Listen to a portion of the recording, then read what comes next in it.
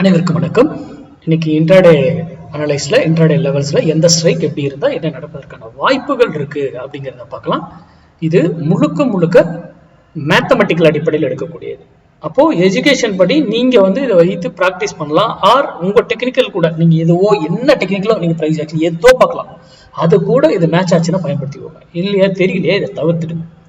ஏன்னா நம்ம பங்கு சந்தைங்கிறதே மேக்ஸ், இன்ட்ராடேவா இருந்தானே பொசிஷன் இன்வெஸ்ட்மெண்ட் பேஸா இருந்தானே எல்லாமே மேக்ஸ் படி தான் இயங்குன்றது நம்மளுடைய தியரி. ஓகேங்களா? அப்போ அதற்கேற்றாற் போல உங்களுடைய பார்வையை உங்க கவனங்களை அதன் மேல செலுத்தி ப்ராக்டிஸ் பண்ணுங்க. உங்க பகுதியில் யாராவது சொல்லி கொடுக்குறவங்க இருந்தால் அங்கே போய் கத்துக்கோங்க. கத்துக்கிட்டு அதுக்கப்புறம் வர்த்தகம் பண்ண பாருங்க. ஓகேங்களா? யார் சொல்றதையும் நம்பாதீங்க.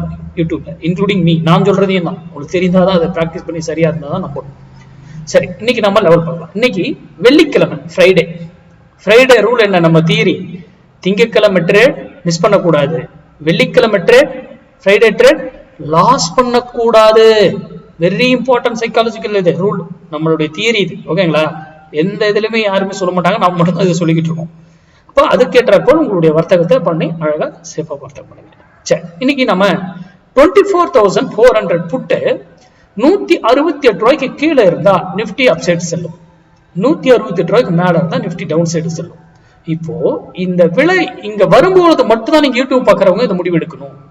மற்றபடி நீங்க எங்கேயும் முடிவு எடுக்க முடியாது. இந்த பிரைஸ் வராம போனா எங்க எடுக்கணும்ன்றதெல்லாம், ஏன்னா ஒரு ஸ்ட்ரைக்கு பல வேல்யூகள் இருக்கு. அது ஒவ்வொரு இடத்துல போனா என்ன செய்யும் அப்படிங்கிறது.